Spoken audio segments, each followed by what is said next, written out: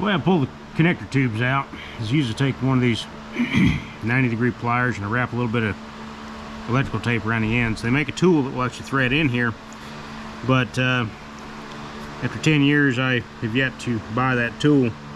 Kind of insert one end inside the injector, kind of just give it a little gentle twist with a little bit of outward pressure. You don't want to get into the threads. And they're not even really threads, they're just kind of serrations on the side here. And that's what you don't want to get into. But you have to get these guys out before you can pop the injectors out. We usually bring them out. Be gentle with them. And reapply your electrical tape. There it goes.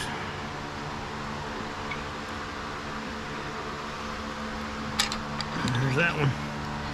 That's what they're stuck on, is that little O-ring right there. And that's it. You don't really want to scar these ports up here too, because there's a little bit of like a filter or crush sleeve inside. Okay, the actual rocker. Oh. Actual injector hold down is 8mm. So you can get all these knocked off. Yeah, I do have a chunk of double up cardboard underneath all this so that it's not hurting the injectors at the moment. As far as the injector goes, take one of your intake bolts, the ones that hold your intake manifold down. They'll thread right into the top of the injector itself, and then acts as a good fulcrum point, just a screwdriver on the valve or whatever, and they'll just pop right out.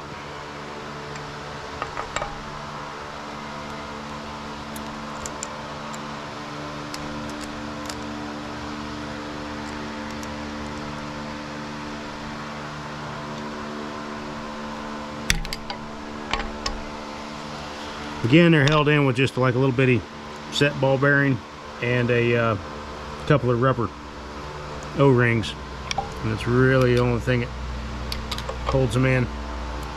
Besides that connector tube, and you also got to make sure that they're all set in the right direction. They'll actually be setting with these slots facing these bolts over here, because your hold downs are slotted as well, and they kind of slip up underneath and set in place. So you want to make sure that these hold downs are properly positioned and bolted down before you actually put your connector tubes back in. The connector tubes will be one of the last things to go back in. Well, kind of had to jump into super panic mode there for a little bit. Sorry I couldn't put the camera up here and take you guys along with the utter pandemonium that ensued a few minutes ago. While setting the injection pump at top dead center, and I was trying to put the little pin in, and had a little bit of backlash on the trying to get that last little bit of gear lash out. Broke off the lock pin, a little plastic pin that drops in and holds your pump in time.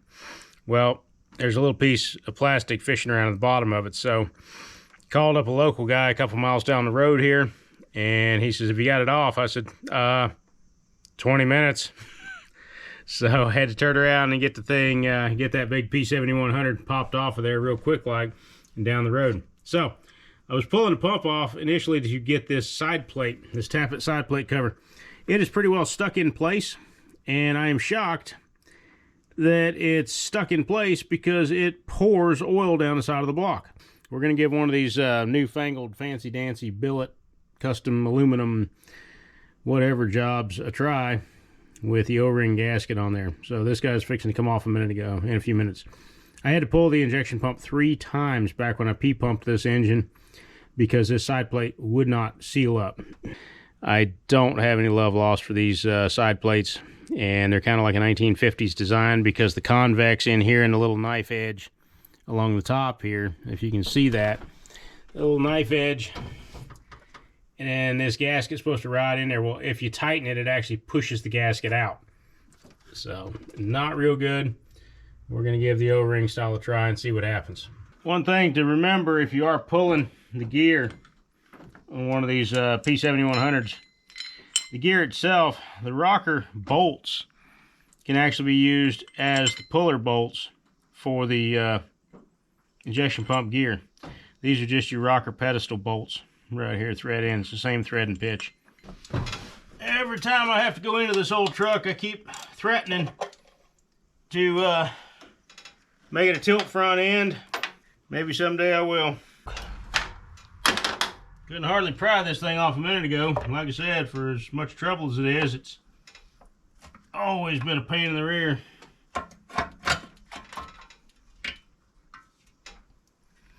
Goodbye problem. Hello new problem. Yep, that's what I was afraid of. The gasket is sealed all the way around. Where it's going was between the gasket and the actual tin plate.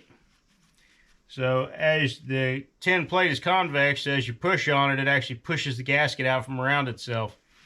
In my situation, the gasket is actually adhered to the block, but it was allowing oil to go between the gasket and the tin plate. Okay, just figured something out here.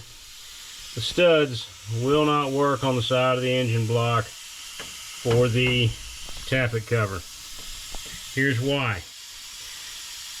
This injection pump stud here does not allow enough room for the actual tappet cover to be swung in and then lined up far enough out to be able to slide and hug up into position. So bolts is where we're going to have to go with this one.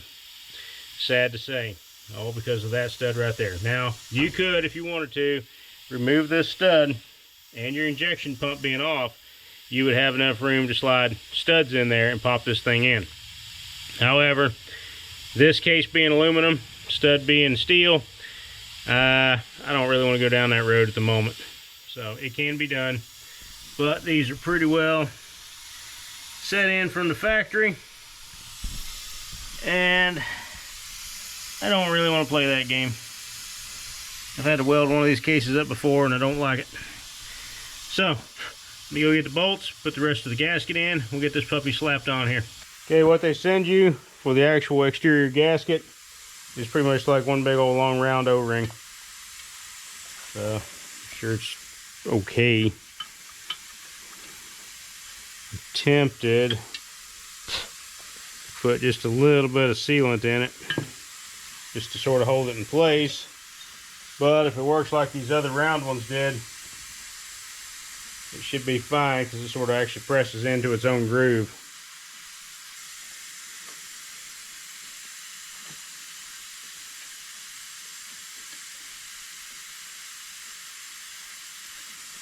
Just kind of press and roll it around. And once it's on the engine block, it'll push itself further into its own track to provide the final seal.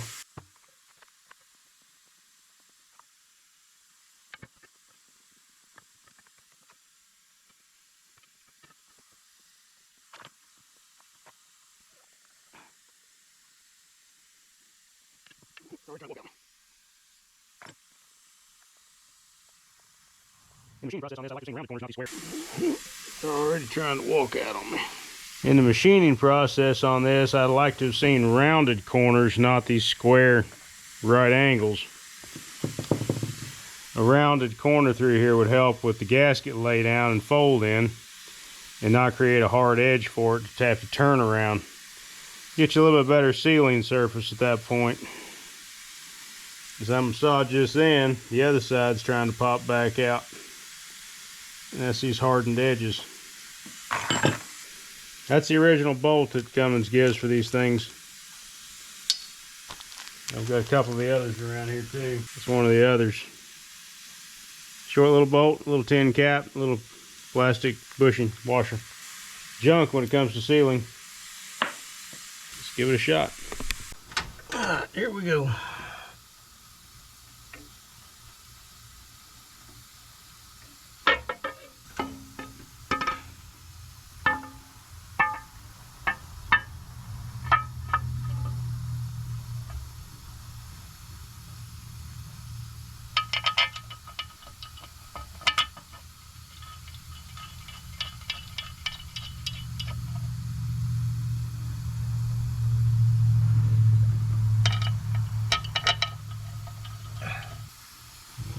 Forgot. Put a little bit of blue Loctite on these. Don't want to seal them up forever. so that I can't get into them. But I certainly want to be able to trust that they're going to stay tight. Things like this, typically I start at the middle, sort of snug everything down. Then I'll kind of work my way from the middle to the outside. This one is going to be the 8-ball right here.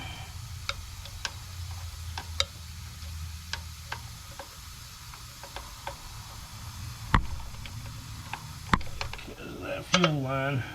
Got a lot of grief over the years for buying snap-on tools. That's Craftsman. The end here is not notched out.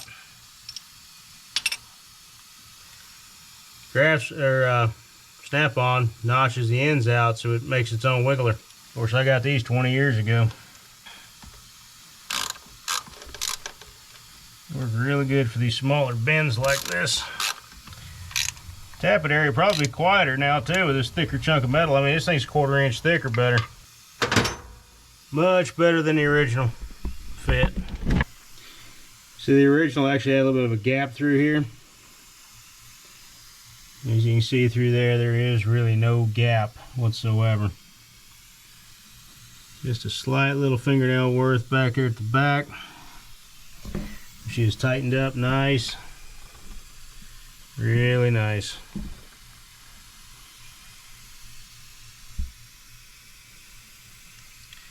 Hopefully no more leaks. Alright, day 3. After the debacle with the injection pump last night, it's probably going to be Monday before they can get that fixed. So here we are on Saturday. Tidying up and finishing up a few things. One thing to note on the injectors, I like to change the rubber rings up here. Like for instance, mine's been 10 years. So I went ahead and bought the extra rings, the O-rings, and also the ones for the connector tubes. My connector tubes have been in and out a couple of times. These little rings are easy to scar too. So, and this is the threads for the actual puller tool that I was talking about, which I don't have. So what I end up doing is using a set of these guys, bent needle nose, and I usually wrap tape around the edges here so that you can actually kind of just barely get in there and pop them out. If you're pulling really hard, something's wrong, you probably ought to go get the tool that actually threads in here and pops them out. I continue to forget to go get that tool. So, and I think once every 10 years is not a bad deal. On the rings themselves, your connector tube O-rings, I don't remember the part number on them off the top of my head, but your injector O-rings, and they have, I've put the extra connector tube O-ring back in here. They destroyed the part number. Nope, there it is, part number 3029820 for the injector O-rings, the big thick ones. What I found is real good is you kind of squeeze them out a little bit to get them rolled over, and I usually start up here at the top of the notch. I lay it across the back edge and then roll it over with my thumb to snap it in place. So, the copper sealers. These things, once you've cleaned the tip, brake clean and a Scotch-Brite pad. Do not put these on a wire wheel, otherwise your little holes down here are going to be kind of slammed shut. So, the actual copper O-ring, this is all fine and dandy sitting on your bench. When you go to put it in your head, whoop, she falls off down the bottom. Theoretically, it's going to line up right. I don't know if I want to take that chance. So, keeping that from basically flopping over. Some people use Vaseline. I'll just take just a little bit of grease on the end of my finger, put it down here around the base. That way it creates a nice tacky surface. You can also use assembly lube. So, let's get a couple of these done and we'll get up on top. Okay, some people say to take the actual fire ring and glue it into the head itself. I don't know. They also tell you to find the weld. There it is right there. I don't know if you can see it. And face the weld to the outside. According to what I'm reading on the installation instructions, they say set your head gasket down, set the ring down. Now this is if the cut is in the head. If the cut's in the head, set your gasket down, set your ring down, and they're supposed to position themselves in the groove as you ease the head down. To find that weld, I've just had to basically run my finger across until I find an imperfection. But most guys are saying position that weld to the outside. I don't know. Opinions are like other things we know. Everybody's got one. So here we go.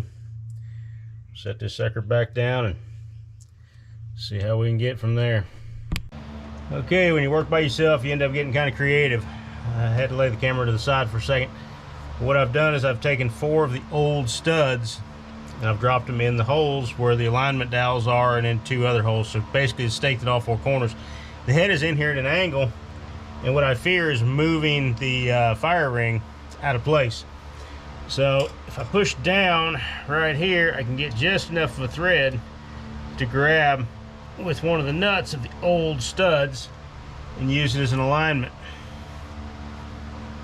Come down a little bit more and it levels the head out. I'm not going to use these old studs, but if I can let gravity and tension help me out, we'll slide down and make sure they're in line and in place. Okay, almost there. A little bit more tension on this front one. Kind of help hold it in place. Okay, everybody's still good.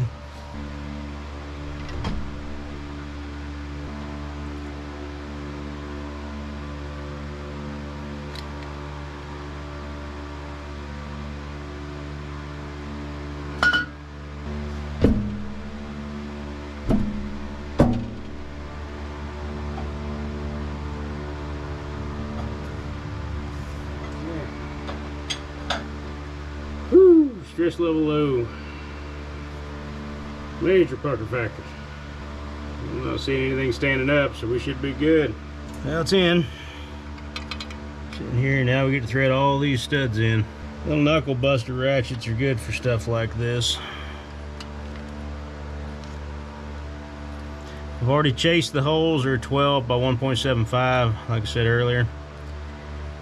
You really want the stud to go all the way down and seat. Yep, just like that one there just did. Longer ones are here, all the way up this outside edge. If you're using these studs, you actually need to trim out a section of your valve cover. I think it's back here on this one here, the very back side. You say you have to trim out a section of your valve cover just so the nut will clear. Every stud's in. ARP wants you to lubricate the washers on both sides, drop them in, and then put a dab of their lubricant on the stud itself on the threads before you screw them all down. So they're all finger tight. Now comes the torque sequence. ARP wants first tightening the torques 40 pounds, then 80 pounds, and then 125. Most people go a little bit more than 125 on these, but that's your torque sequence. Be real careful about your sequence as well, because you always want to start in the middle of your head and work to the outsides. So, being I'm looking at this from the upside down, I got to be super careful. Alright, it's got our 45, 50, whatever. Let's go to 80. It's way too expensive to screw up. Make sure they're clean. I mean, you are going into the actual internals of your engine here. You do this, you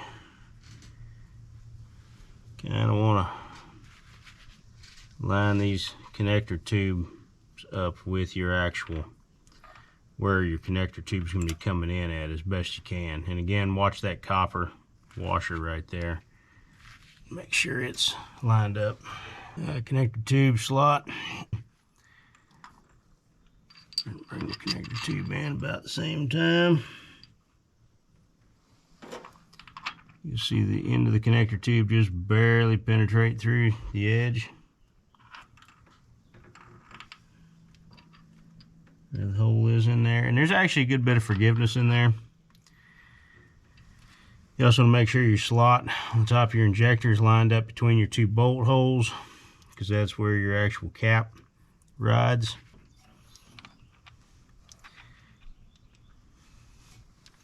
Sits right on top, kind of like that. Your slot will always go to the back because of the specialized little bolt that holds it in back there. once this thing's in place, you cannot get that bolt back out. But it basically acts as a little keyway that slips and shoehorns into place.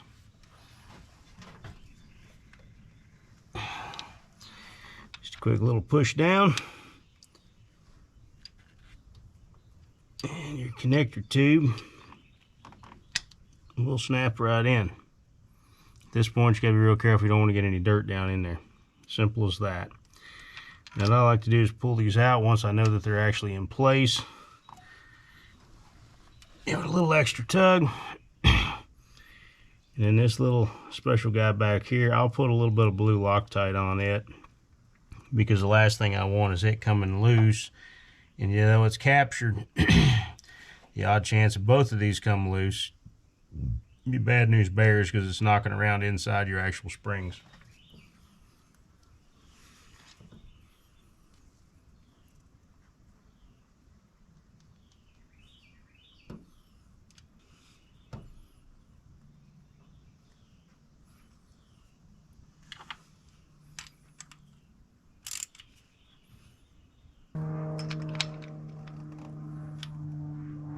Okay.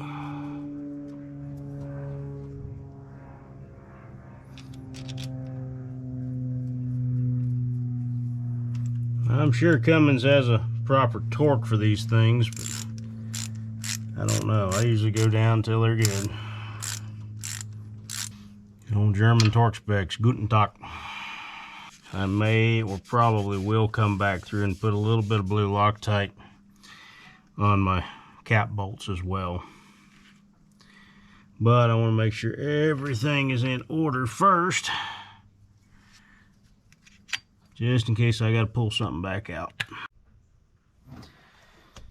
Okay, these are the rocker pedestal studs. Hazley Machine makes some of these, and so does ARP. I actually got these from Hazley Machine, and they are ARPs. So in the words of Hazley Machine, they don't really care. They'll say a set of pedestal studs.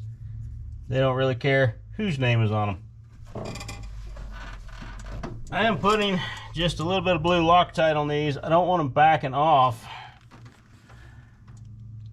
but I don't really want to use the red stud and bearing formula, because they are like a 3mm Allen that puts them in. I want them to stay put, but I don't want them to be so tight in there that I can't get them back out again. Most of the Cummins that I've had, somebody has gotten in here and got playing around and stripped one of these bolt holes. So hence why I use studs. They're about 150 bucks if you try to get them. That's right now if you can get them. ARP wasn't making a whole lot of stuff, and so they were kind of back ordered and backlogged. I got an order from an online guy who couldn't fulfill the order, so that's when I called Hazley. That's actually where I got my last set from. Again, like a 3mm Allen. Just don't try to strip them out, because what you'll end up doing is stripping out the actual Allen on the top if you get too hog wild. Okay, the little pedestals basically just slide on. Help if I turn it the right direction. Slide on like that. A little dished out spot goes around the edge of the injector. Hold down. Push rod's back in place. I just found this underneath the lube for the rocker studs. Yeah, yada yada yada. Put the rocker pedestal in place, lubricate the stud threads and the nut bearing surface with the ARP Ultra Torque Fastener Assembly Lubricant. I think I have some left over from the actual studs. Thread the nut onto the stud and hand tighten, then torque to 38 foot-pounds. It says up here, do not use any, screw the studs into the cylinder head, hand tight only, do not apply torque. Well, that defeats my little blue Loctite there. And I will tell you, when I pulled the other head off, I did their instructions last time. I did only thread them in, hand tighten, and torque them down.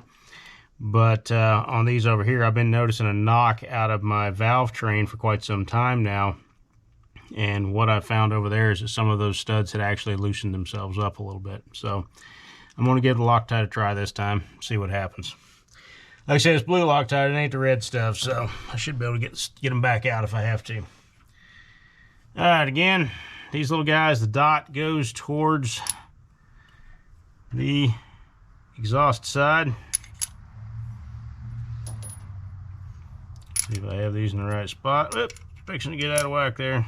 Probably should have some assembly lube, but what I'm using is Marvel's mystery oil here to kind of give it a little bit of lubrication. And I'll probably come back and pour some oil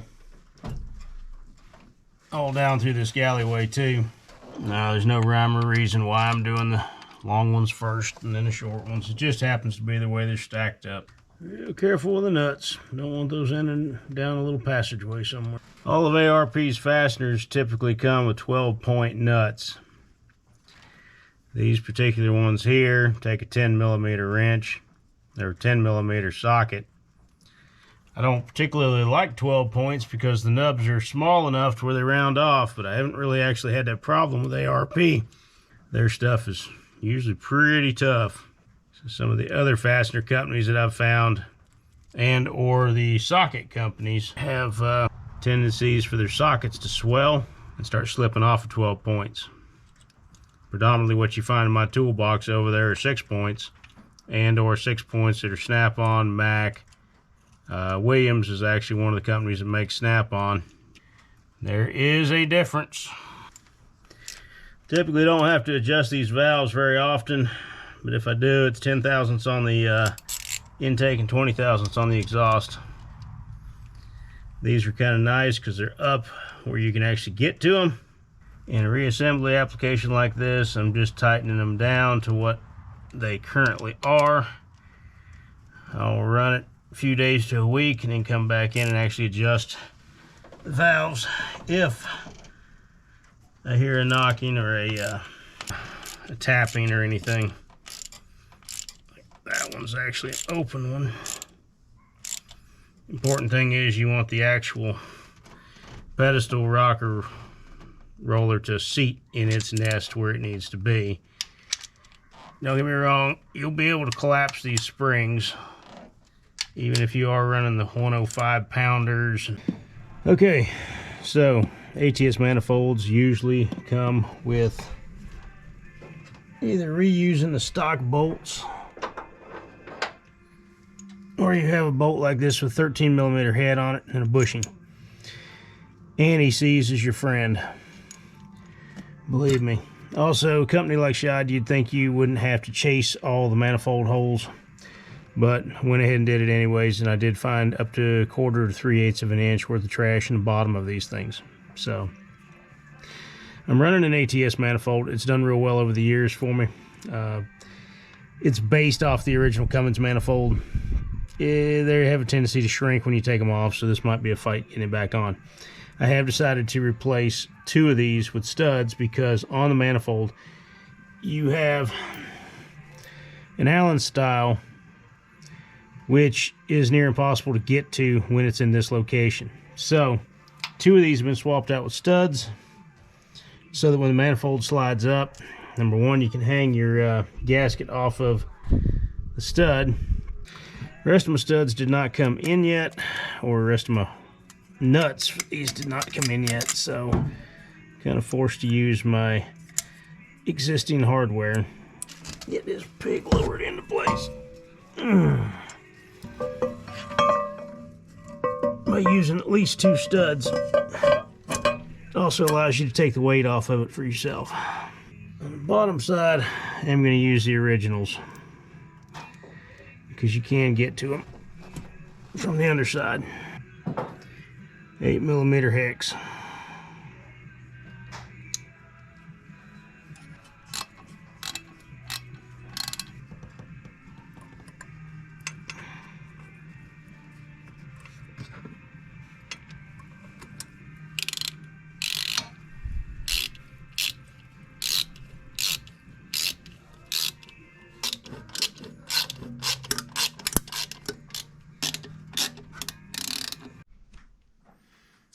Okay, back from the injection pump shop. We got a pretty costly mistake here. That broken timing pin right there up in the engine, and it's a little piece right there, a little tooth. And while they were in there, I just had them bump the timing up to 17. So it will be injecting at like 17 degrees before top dead center, hoping to get just a little bit more atomization of the fuel. That and the gaskets and all in here, 200 and something bucks. So that little $5 piece of plastic, and these things are not $5 if you try to buy one online or something, they're pretty near 50 or 60 bucks. And there's another company out there making them out of aluminum, but as the pump technician told me, he says, I don't recommend the aluminum ones because when this does happen, you break this off. If it's a real easy break, kind of like mine was, they make them out of plastic for a reason. I think it can live in the bottom of your injection pump, float around in there, and it's not really going to hurt anything. If you break off that chunk of aluminum, yeah, it's going to stop something up cold dead, and you're going to have a big problem on your hands. Like when I initially had this pump built by Scheid, it was pretty near like $1,700 to build it. So, got it back. Let's get it put on the truck, and we'll get going. Okay, let's do the deed. These things are very heavy. They have to go in at an angle.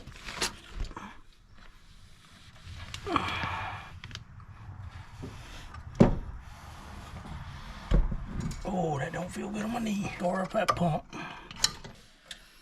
Should I have that bracket on backwards?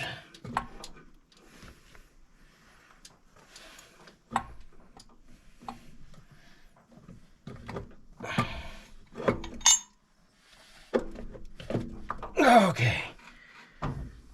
Take a break. Fun part for these is that upper nut.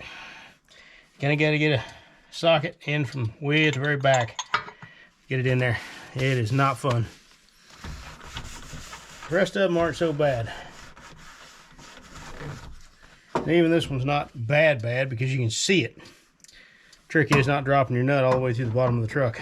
I took it off. I had the head off, which made life a lot easier. The pump is locked in place, so I got to remember to take the pin out. Otherwise, I'll end up back at the shop with another 200 and something bucks. And putting a little bit of blue Loctite on this. Okay, take two.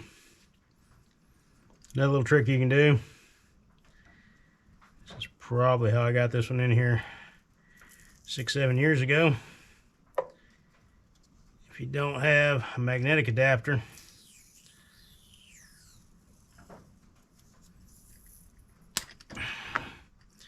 just wrap some tape around it. It'll hold it in place while you drop into this black hole and get lined up. My goodness, what a fight. Okay, the upper bolt,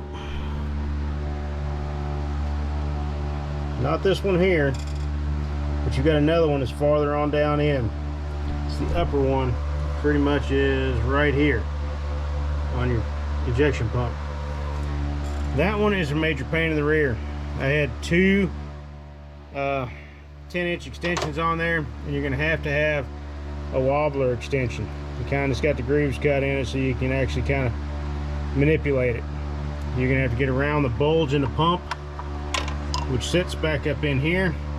And you got to thread it in all the way from the back. Literally, you've got to take your ratchet in the first extension and go down the transmission hump, get in along the side of that tappet cover, come around behind the bulge, and then pretty much use a magnetic probe to get down in here and pick your socket up and get it lined up and get it on that actual nut.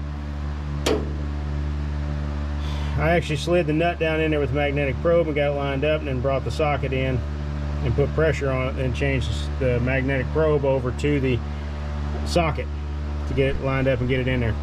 Not something I want to have to do again. So if you don't have a set of wobbler extensions, go get a set of wobbler extensions before you tackle this. Otherwise, you better have the pump on and off while the head's off. Not fun. All right, Cummins front cover seal. Got the darn thing stuck.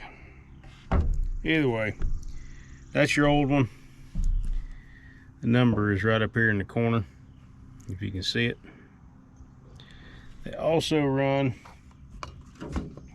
another number, 3937111, and I don't know, this might be Scheid's number right here.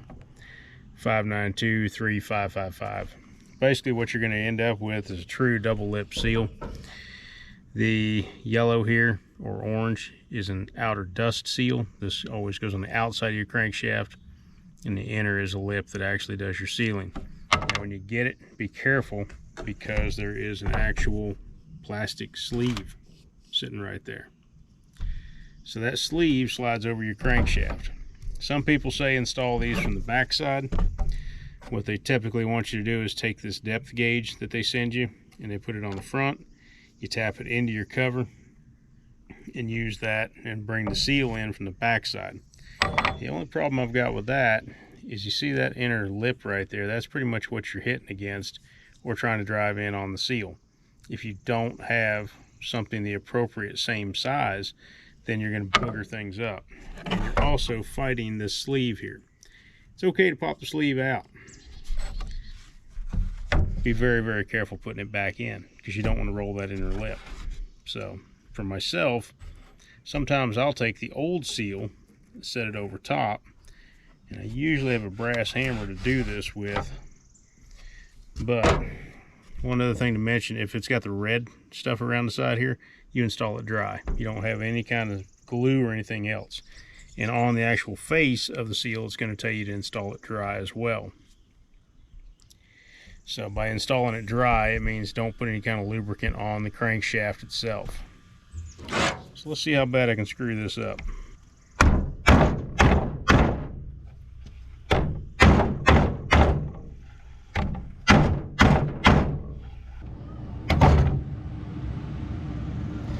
Now, you can take your gauge, you can set it in place and keep driving until you get it to the right depth.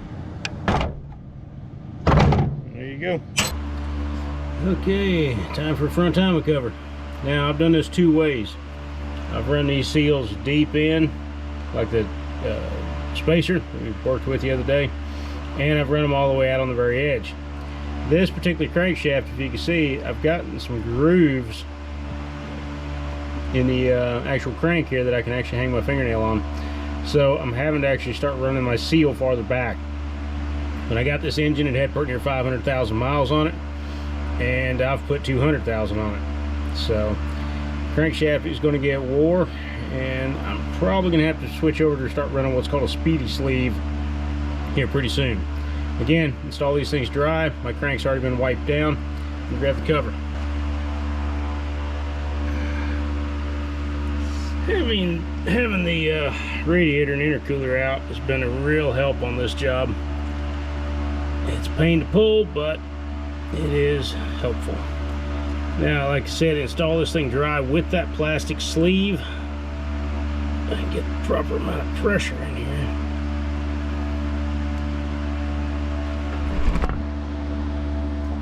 There it went. I've already got this thing really tacky. You see how that sleeve just kind of popped its way out? The more of these engines you have laying around, the more spare parts you got floating around too. So you'll find the Cummins used a lot of the same bolts, a lot of the same things. Alright, 10mm. I like to get it snugged up and then kind of let that glue start to set in a little bit before I come back and put a final torque on them. These ones down here, the important ones, is any oil that you may still have in your gear case will be trying to make its way down and out. If it gets in between the glue and the cover and the case, you'll already defeat your purpose before you even start at that point. I like to make sure they're started really well before I put an impact on them. I wish the engineers had thought well enough to be able to let you get this cover off by just pulling the cam gear, but the cam gear is actually pressed in. So no dice there either.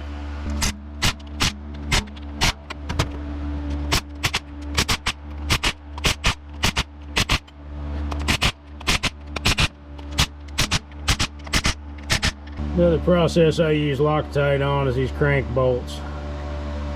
If anything's going to come undone, it's probably going to be these guys. And being that they just ride on a lip down here, it spins on that actual hub, you're looking at something that could easily come loose. Again, like I said, I've had these bolts over here break off and take off the tensioner before, hence from my other design, which I did not get into the trailer deep enough to find that other pulley combo. Because right now would be an opportune time to put it on. But I had it mocked up on that 4BT that I was working on until I found out that the head was cracked in 3 places on it. It's looking for a head for that thing, and or maybe chasing down another engine or something, as funds allow. But when you drop about 3,500 on this mess, maybe 3,500 to 4, I haven't added it up yet, the budget is not exactly real conducive for playing right now, especially with fuel prices being what they are.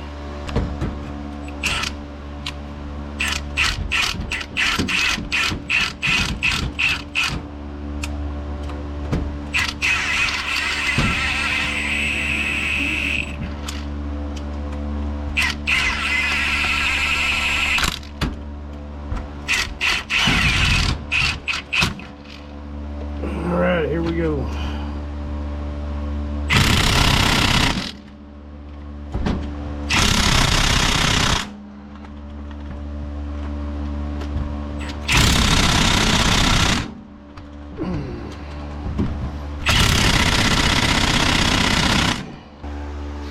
Well, and that's pretty much that.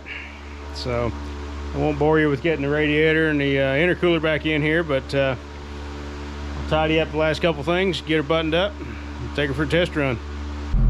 Alright, everything's buttoned up last night. Looking for oil leaks this morning. Looks like front, or the valve cover was a little bit loose last night. Put some oil down the side of the block, kind of scared the heck out of me. And it looks like the front cover seal didn't get a good seat either, so it's kind of dripping a little bit. We'll take her for a test run and see what we got. Already I can tell it sounds a little bit different, probably from the changing of the timing. It's got a little bit more of a whoppity sound to it, a little bit more of a throaty noise.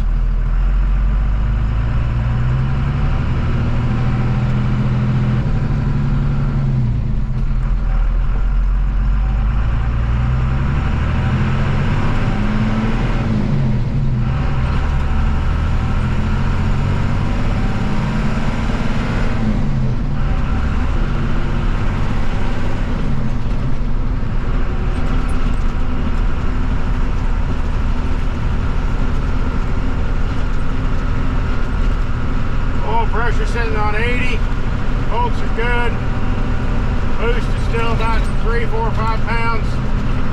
I'm not even really getting on it. The speedometer, of course, is off, if you can see that. 45, 50 mile an hour, yeah, good. Been off for years. Fuel pressure is about 31.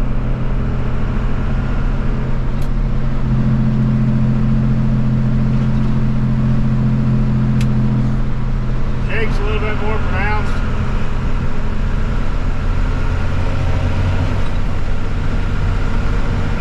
PSI on the boost. Not going to throw the boost to it very hard. I think we just hit operating temperature.